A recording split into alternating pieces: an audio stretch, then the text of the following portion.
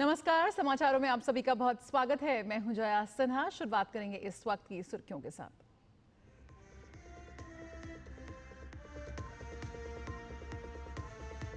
मालदीव में प्रधानमंत्री नरेंद्र मोदी का भव्य स्वागत, राष्ट्रपति मोइजू ने की अगवानी। आज दोनों नेताओं के बीच द्विपक्षीय संबंधों पर होगी बातचीत, कई महत्वपूर्ण समझौतों की उम्मीद।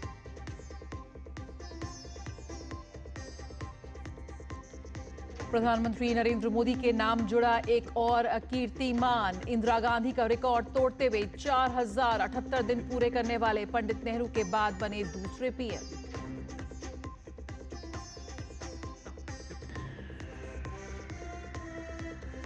संसद के दोनों सदनों में गतिरोध बरकरार, विपक्ष के हंगामे के कारण लोकसभा की कार्यवाही 2 बजे तक स्थगित, उच्च सदन की कार्यवाही भी स्थगित।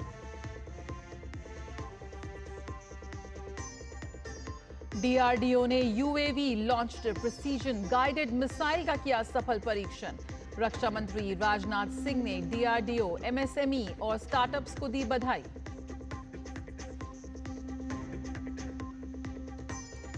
और राजस्थान की झालावाड़ में दर्दनाक हादसा, स्कूल की छत गिरने से 5 बच्चों की मृत्यु की खबर, करीब 20 बच्चे घायल।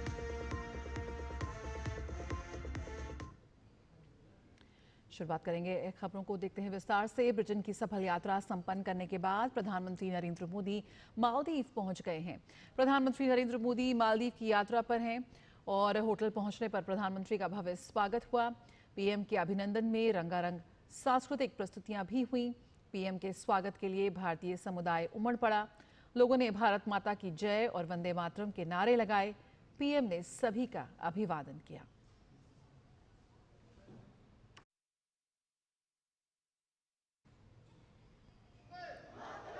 तो प्रधानमंत्री मालदीव पहुंच चुके हैं और भव्य स्वागत हुआ वहां पर।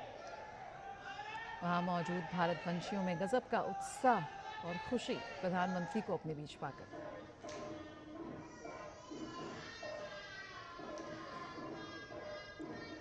और भारतीय लोक नृत्य का भी खास तौर पर वहां पर प्रस्तुति हुई।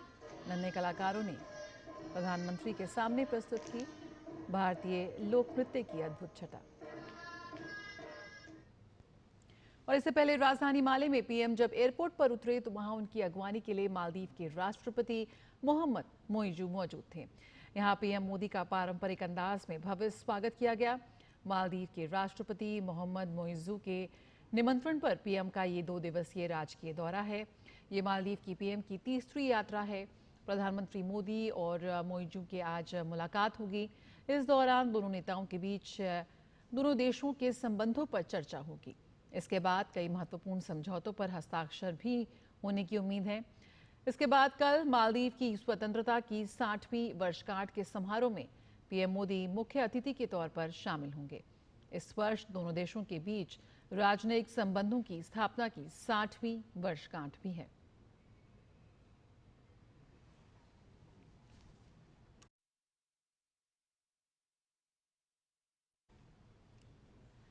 मालदीव में भारत के उच्चायुक्त जी बाल सुब्रमण्यम से खास बातचीत की हमारी संवाददाता श्यामा मिश्रा ने।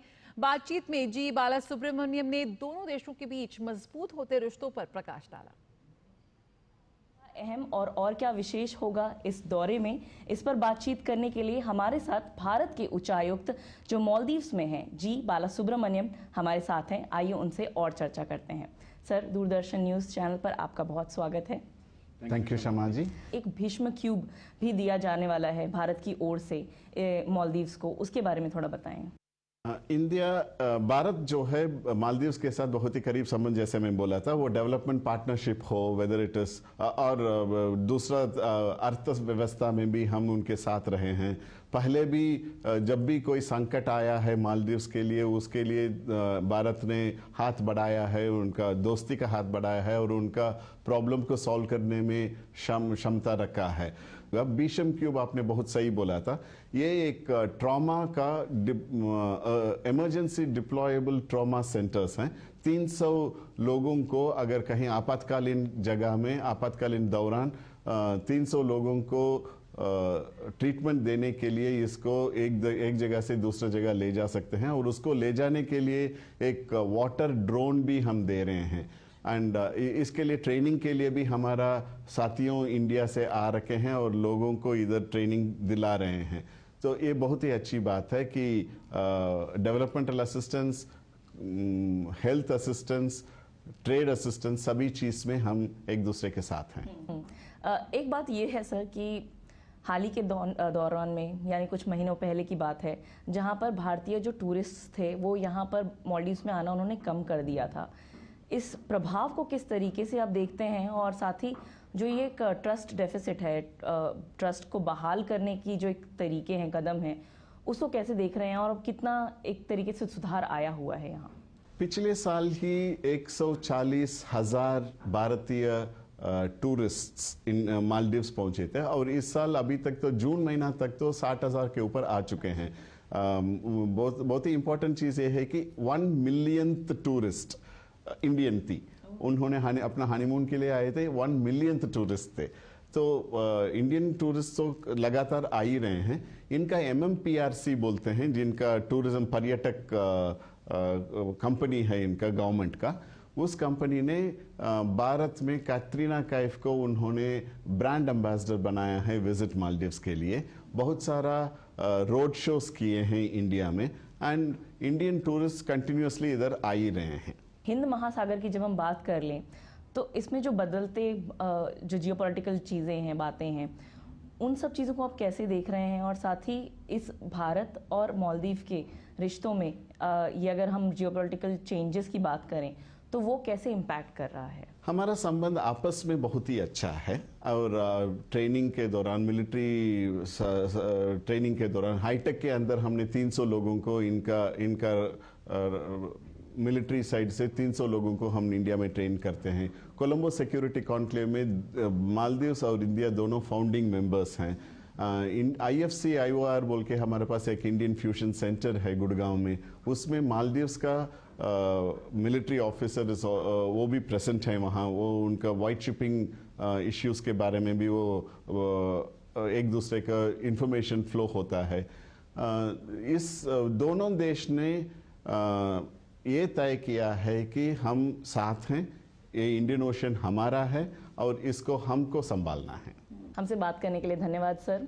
तो ये थे भारत के उच्चायुक्त मालदीव्स में। इन्होंने कई सारे टॉपिक्स पे हमारे साथ चर्चा की, और जाहिर सी बात है 60 साल दोनों देशों के संबंध को हुआ है, और एक नया आयाम यहाँ पर लिखने हम जा रहे हैं। मालदीव का पर्यटन उद्योग सी प्लेन पर फलता फूलता है और भारतीय इसमें अहम भूमिका निभाते हैं। इस पर DD न्यूज संवाददाता विशाल बैरिस्टो आपके लिए लेकर आए हैं विशेष रिपोर्ट। मैं इस वक्त माले में हूँ और मेरे ठीक पीछे है ये सी प्लेन। ये है ट्रांस मालदीवियन एयरवेज, जो कि दुनिया की सबसे बड़ी सी प्लेन कंपनी है, जिसके पास अपने 65 जहाज़ हैं। सी प्लेन का मालदीव के टूरिज्म इंडस्ट्री में एक बहुत इंपॉर्टेंट रोल है, और उससे भी बढ़कर जो भारतीय यहाँ पर हैं वो इस कंपनी में बहुत इंपॉर्टेंट रोल निभा रहे हैं, यानी कि मालदीव की जो इकोनॉमी है उसमें इंपॉर्टेंट रोल निभा रहे हैं। हवा में उड़ते माले का विहंगम दृश्य और हिंद महासागर के बदलते रंग देखना, यह अनुभव किसी सपने जैसा लगता है। क्रिस्टल जैसी साफ कोरल की चट्टानें नीचे एक जीवंत दुनिया की झलक देती हैं।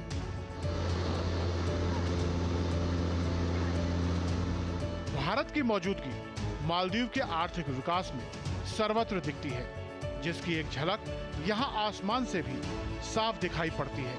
यह है भारत द्वारा बनाया जा रहा मालदीव का सबसे लंबा पुल, जो दोनों देशों के बीच साझेदारी की गहराई को प्रदर्शित कर रहा है।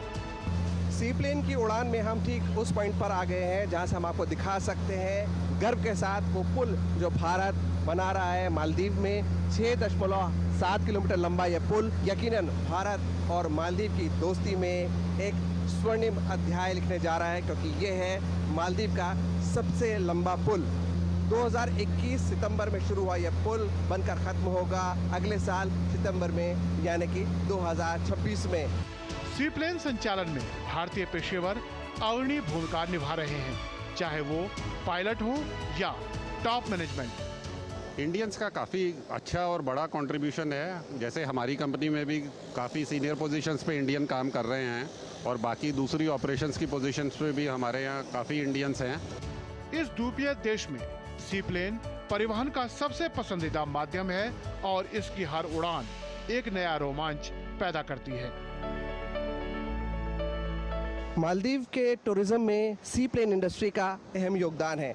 ये कन्वीनियंट है, वक्त बचाता है और साथ ही आपको एडवेंचर भी देता है। तो अगर आप मालदीव में हैं तो आप सी प्लेन का ज़रूर मज़ा लेंगे और इसके साथ ही ये बात भी जानकर आपको खुशी होगी कि इस इंडस्ट्री में भारतीय अहम योगदान निभा रहे हैं। कैमरामैन अनिकेत दुबे और शिवा के साथ मैं विशाल बरिस्टो, डीडी न्यूज़, माले। और कुछ और खबरों की ओर आगे बढ़ते हैं। असम के मुख्यमंत्री हेमंत बिस्वा शर्मा ने यूके के साथ FTA समझौते को लेकर खुशी जाहिर करते हुए इसे चाय उद्योग और निर्यातकों के लिए एक बड़ी उपलब्धि बताया है। उन्होंने कहा कि ये समझौता वैश्विक कृषि व्यापार में भारतीय प्रतिस्पर्धात्मकता को मजबूत करता है। उन्होंने कहा कि वर्तमान में भारत के कुल चाय निर्यात में ब्रिटेन का योगदान लगभग 5.6% है। FTA की बदौलत इस आंकड़े में उल्लेखनीय वृद्धि होने के आसार हैं, जिसका सबसे अधिक लाभ असम को होगा। तो असम के CM ने यूके के साथ FTA की यहां पर सराहना की है। और संसद में चल रहे मॉनसून सत्र का आज 5वां दिन है। आज भी दोनों सदन लोकसभा की बात करें तो लोकसभा की कार्रवाई जैसे ही शुरू हुई, विपक्ष की ओर से नाराबाजी होने लगी। इस पर स्पीकर ओम बिरला ने नाराजगी जताई और कहा कि पिछले कई दिन से विपक्ष लगातार शोर कर रहा है। अगर किसी विषय पर चर्चा करना चाहते हैं तो उस पर पक्ष और विपक्ष आपस में बात करें। स्पीकर ने कहा कि सदन में विपक्ष को असहमति जताने का हक है, लेकिन संसदीय परंपरा के तहत बहरहाल लोकसभा की कार्यवाही दोपहर 2 बजे तक स्थगित कर दी गई है, जबकि राज्यसभा की कार्यवाही में भी बाधा उत्पन्न हुई है। तो लोकसभा में कामकाज 2 बजे तक स्थगित है। लगातार मॉनसून सत्र में विपक्ष का जो हंगामा है वो लगातार जारी है। रुकेंगे एक छोटे से ब्रेक के लिए, जल्द हाजिर होते हैं। बने रहिए डीडी न्यूज के साथ।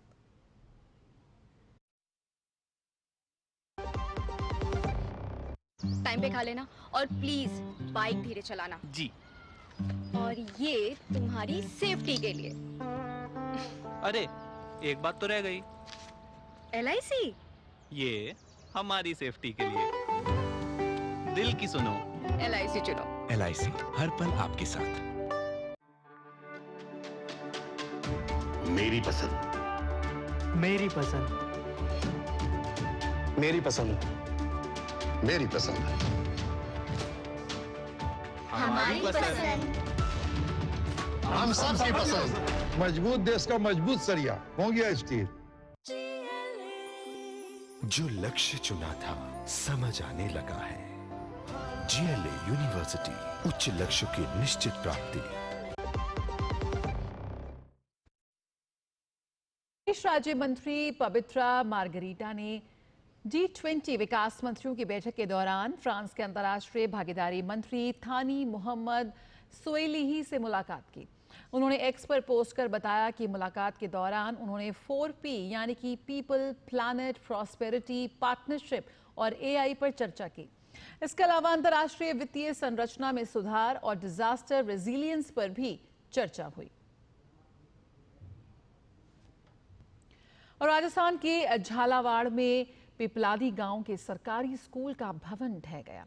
इस स्कूल हादसे में अभी तक 5 बच्चों की मृत्यु की खबर है। हादसे में करीब 20 बच्चे घायल हुए हैं। जिला प्रशासन ने बताया कि घायलों का उपचार अकलेरा, मनोहर थाना और गंभीर घायलों का इलाज झालावाड़ मेडिकल कॉलेज में किया जा रहा है। तो बेहद दर्दनाक हादसा यहाँ पे झालावाड़ में, जिसके स्कूल में यह हादसा हुआ है।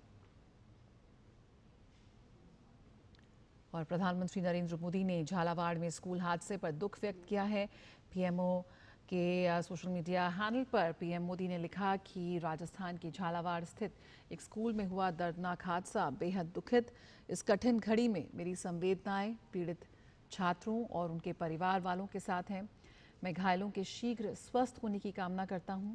अधिकारी प्रभावित लोगों को हर संभव सहायता प्रदान कर रहे हैं।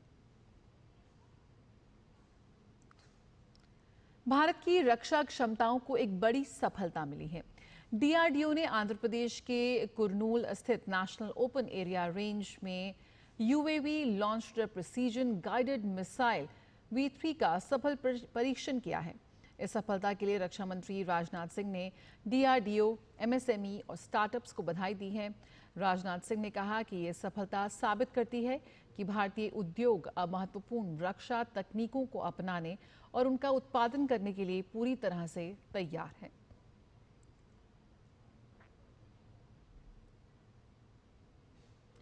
खबर मणिपुर से। मणिपुर में अनुच्छेद 356 के तहत लागू राष्ट्रपति शासन अगले 6 महीने तक जारी रहेगा। गृह मंत्री अमित शाह ने इस संदर्भ में संसद में एक प्रस्तावना स्वीकार किए जाने की जानकारी दी है। दरअसल मणिपुर में इस साल 13 फरवरी से राष्ट्रपति शासन लगाया गया था, जिसकी मियाद आगामी 13 अगस्त तक थी। नए प्रस्ताव के मुताबिक अब 13 अगस्त से अगले 6 महीने तक मणिपुर में राष्ट्रपति शासन लागू रहेगा। वायुसेना प्रमुख ने शौर्य भारत कार ड्राइव को झंडी दिखाकर रवाना किया। इस कार रैली में कुल 40 गाड़ियां हिस्सा ले रही हैं। पर्यावरण संरक्षण का संदेश देते हुए कार रैली में शामिल गाड़ियों में से 30 इलेक्ट्रिक हैं, वहीं 10 हाइब्रिड हैं। ये रैली दिल्ली से अंबाला होते हुए आदमपुर जाएंगी और फिर उसी रास्ते वापस आएंगी। ऑपरेशन सिंदूर के दौरान ये तीनों एयरफोर्स स्टेशन प्रमुख बेस थे। रैली के मार्ग में आने वाले यूनिवर्सिटीज में जाकर छात्रों को भारतीय सशस्त्र बलों के शौर्य से परिचित कराया जाएगा। इस रैली में लगभग 800 किलोमीटर की दूरी तय की जाएगी। This car rally will happen over a distance of 800 kilometers. It's a round trip rally. During this car rally, we'll be touching 3 major stops. One is initially once we start from Delhi, we will go to Ambala and Adampur, and as you know, these are the main bases which were active during Op Sindoor. En route, we will also go to various universities to motivate the children in these universities and inform them and educate them about the role of armed forces. Keeping with the UN Sustainable Development Goals 2030 and the Government of India push, this car rally is being done using electric vehicles and hybrid vehicles. There are about 40 hybrid vehicles or electric vehicles going along. About 112 participants who are there will be participating in the rally. Uttarakhand के 12 जिलों के लिए हो रहे त्रिस्तरीय पंचायत चुनावों के प्रथम चरण की मतदान प्रक्रिया शांतिपूर्ण तरीके से गुरुवार को संपन्न हुई, जिसमें महिलाओं ने बढ़ चढ़कर मतदान किया। प्रारंभिक आकलन के अनुसार कुल 68% मतदाताओं ने वोटिंग की, जिसमें 63% पुरुष और 73% महिलाएं शामिल हैं। इसके साथ ही 6049 पदों के लिए 17,829 प्रत्याशियों के भाग्य का फैसला मतपेटियों में बंद हो गया है। बता दें कि दूसरे चरण का मतदान 28 जुलाई को होगा और 31 जुलाई को इसका परिणाम आएगा। अयोध्या स्थित दशरथ समाधि स्थल पर आध्यात्मिक और सांस्कृतिक बदलाव किया जा रहा है। इस कड़ी में दशरथ समाधि स्थल को जोड़ने वाला बंटा रोड का सौंदर्यीकरण किया जा रहा है। इसके अंतर्गत 30 मूर्तियां और स्तंभ लगाए जा रहे हैं, जिनमें विभिन्न हस्त मुद्राएं और हथियार धारण करने की विधियां हैं, जिनका वर्णन हमारी संस्कृति में किया गया है। अयोध्या विकास प्राधिकरण के उपाध्यक्ष अश्विनी कुमार ने बताया कि सौंदर्यीकरण के जरिए विभिन्न पौराणिक ज्ञान को प्रदर्शित करने का कार्य किया जा रहा है। अयोध्या से दशरथ समाधि स्थल को जोड़ने वाली जो हमारी बंटा रोड है, उसका ब्यूटिफिकेशन का काम किया जा रहा है। इसके अंतर्गत 30 स्टैचू और पिलर्स लगाए जा रहे हैं, जिसमें कि विभिन्न हस्त मुद्राएं हैं और शस्त्र पकड़ने के जो तरीके हैं जो हमारे संस्कृति में वर्णित किए गए हैं, उनका डिस्प्ले किया जा रहा है। इससे आने वाले पर्यटकों को, श्रद्धालुओं को आनंद की अनुभूति भी होगी और ज्ञान का उनकी भी बढ़ेगी। दिल्ली में यमुना नदी का जलस्तर खतरे के निशान के करीब पहुंच गया है। बता दें कि यमुना नदी का पानी अगर खतरे के निशान को पार करता है तो मजनू का टीला, यमुना विहार, हाथी घाट, सोनिया विहार, यमुना खादर जैसे निचले इलाकों में पानी भर सकता है। जम्मू कश्मीर के राजौरी जिले में आई विनाशकारी बाढ़ में एक बच्चा फंस गया। उसे बचाने के लिए भारतीय सेना ने एक जोखिम भरा और साहसिक निकासी अभियान चलाया, जिसमें भारतीय सेना के कर्नल शौर्य सिंह और लेफ्टिनेंट कर्नल अभिजीत सिंह ने असाधारण उड़ान कौशल और दृढ़ निश्चय का प्रदर्शन करते हुए खराब मौसम का सामना किया और खतरों से भरे स्थान पर मिशन को अंजाम दिया। हेलीकॉप्टर को उफनते पानी से बामुश्किल 1 फुट ऊपर उड़ाया, जिससे फंसे हुए बच्चे को सफलतापूर्वक बचाया जा सका। देखें भारतीय सेना का ये साहसिक कार्य। ये वीडियो भारतीय सेना की निस्वार्थ सेवा और नागरिकों की सुरक्षा एवं कल्याण के प्रति अटूट प्रतिबद्धता के आदर्शों का एक ज्वलंत उदाहरण है।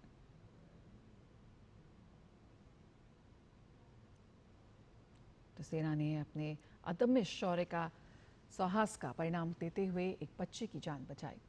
और मध्य प्रदेश में मानसून एक बार फिर सक्रिय हो गया है, जिसके बाद कहीं तेज बारिश तो कहीं हल्की बूंदाबांदी का सिलसिला जारी है। गुरुवार को एमपी के राजधानी भोपाल समेत कई जिलों में जमकर बारिश हुई। अशोकनगर के मुंगावली में 4 घंटे मूसलाधार बारिश से नदी नाले उफान पर आ गए। कई घरों में 4 फीट तक पानी भर गया। वहीं गलियों में भी पानी का तेज बहाव देखा गया। इससे पहले गुरुवार को अशोकनगर, विदिशा, शिवपुरी समेत कई जिलों में बाढ़ जैसे हालात रहे। इस बीच मौसम विभाग ने भोपाल समेत 19 जिलों में भारी बारिश की चेतावनी जारी की है। जबलपुर, रायसेन, नर्मदापुरम, नरसिंहपुर, दमोह, बालाघाट, मंडला, डिंडौरी, अनूपपुर, उमरिया, शहडोल, कटनी, पन्ना, सतना, मैहर, रीवा, मऊगंज, सीधी और सिंगरौली में अति भारी बारिश का ऑरेंज अलर्ट है।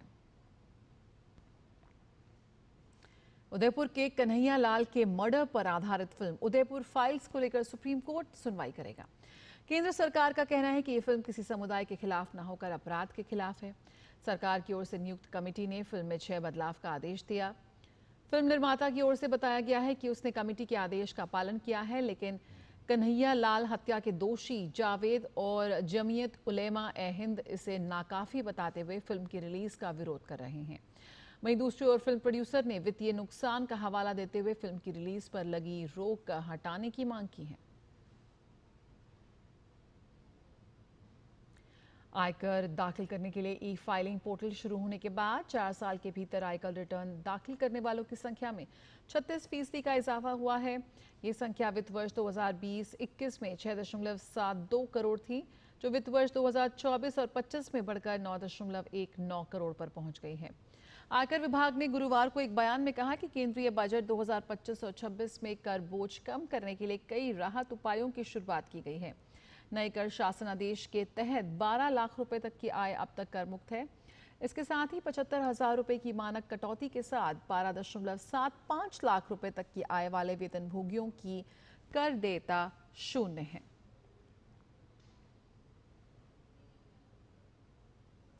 कोयला उत्खनन के बाद बेकार समझा जाने वाला ओपन माइनिंग एरिया अब झारखंड में मछली पालन का भी बड़ा जरिया बन रहा है।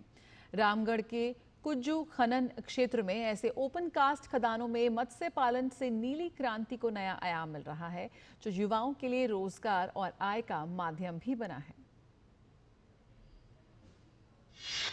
प्रधानमंत्री मत्स्य संपदा योजना से झारखंड में बदलाव। झारखंड मत्स्य पालन में आत्मनिर्भरता की ओर। कोयला निकालने के बाद खादानों में हो रहा है मत्स्य पालन। काले हीरे की खादानें नीली क्रांति का बन रही हैं पर्याय। झारखंड में खुली कोयला खादानें आम के आम और गुठलियों के दाम वाली कहावत को चरितार्थ कर रही है। काला हीरा रूपी कोयले के उत्खनन के बाद अब यह खाने नीली क्रांति का पर्याय बन रही है। झारखंड में मत्स्य पालन के क्षेत्र में अब खदानें भी मददगार साबित हो रही हैं। जिन ओपन कास्ट खदानों को कोयला निकालने के बाद छोड़ दिया जाता था, वो मछलियों के खजाने के रूप में देखी जा रही हैं। यह तस्वीर है रामगढ़ जिले के कुज्जू खनन क्षेत्र में स्थित आरा कोल माइनिंग प्रोजेक्ट की, जहां कोयला निकालने के बाद बनी इस जलाशय से अब मछलियां निकल रही है। मत्स्य पालन के परवान चढ़ने से क्षेत्र में पलायन पर अंकुश लगा है और स्थानीय स्तर पर लोगों को रोजगार मिल रहा है और उनकी आय भी बढ़ी है। मान लीजिए 100 रुपया 95 रुपया इस टाइप से करके बेच देते हैं, तो उससे हमारा अच्छा खासा मतलब कमानी हो जाता है, जिससे हम बाहर जाके कमाना ना पड़े हम लोग को। मतलब अभी जमीन वगैरह माइनिंग हुआ है, कहीं ना कहीं हम ही लोग गाँव घर का ही जमीन था। 2 मतलब खांदा होता है, उसमें हम लोग मछली पालन का शुरुआत किए और उसमें देखिए बेनिफिट है कुछ। दरअसल कोल प्रोजेक्ट में भूमि अधिग्रहण के बाद वहां के विस्थापित परिवारों के लिए रोजगार की समस्या खड़ी हो गई थी, लेकिन अब विस्थापित परिवार के युवाओं को यहां मछली पालन से जोड़ा गया है, जिससे उन्हें आजीविका का एक बेहतरीन माध्यम मिल गया है। जितने भी बाहर के लोग प्रदेश में जाते थे कमाने के लिए, आज उस चीज़ को छोड़ के आज ये मछली से जुड़ रहे हैं। और हमको लगता है कि आए दिन हमको लगता है कि 100-250 गांव में हमारा घर परिवार है, उसमें से हमको लगता है कि 100 घर परिवार का इसी से आश्रित अभी चल रहा है। प्रधानमंत्री मत्स्य संपदा योजना क्षेत्र में इस बदलाव का बड़ा वाहक बना है। बेकार पड़े इन जलाशयों में केज कल्चर पद्धति से बड़े पैमाने पर मछली पालन की जा रही है। रामगढ़ के जिला मत्स्य पदाधिकारी अरूप कुमार चौधरी ने बताया कि यह प्रयोग अन्य खदानों में भी किया जाएगा। यहाँ के लोग मार्केटिंग भी लाइव फिश का मार्केटिंग करते हैं और काफ़ी अच्छा से कर रहे हैं और काफ़ी लोगों को डिमांड है कि हमको और माइंस में हमको केज दिया जाए रामगढ़ में, ताकि हम उत्पादन को बढ़ा सके, रोजगार कर सकें और आगे। मछली को लेकर झारखंड की निर्भरता दूसरे राज्यों पर रही है, जिसमें अब थोड़ी कमी आ रही है। इस तरह के अभिनव प्रयोगों से वह दिन दूर नहीं जब नीली क्रांति के बूते झारखंड मत्स्य उत्पादन में आत्मनिर्भर होगा। झारखंड की खादानों से निकलने वाले कोयले से देश और दुनिया तो रोशन हो ही रहे हैं, अब यह खादानें नीली क्रांति को भी गति दे रही हैं। झारखंड का यह अभिनव प्रयोग देश के अन्य खनन क्षेत्रों के लिए नजीर बन सकता है। डीडी न्यूज के लिए करमवीर और अवधेश के साथ मैं दिवाकर कुमार। तो झारखंड प्रस्तुत कर रहा है पूरे देश के लिए नज़ीर। यहाँ पे खबरों का सिलसिला जारी रहेगा, लेकिन फिलहाल इस बुलेटिन में इतना ही। मुझे दीजिए इजाजत। नमस्कार।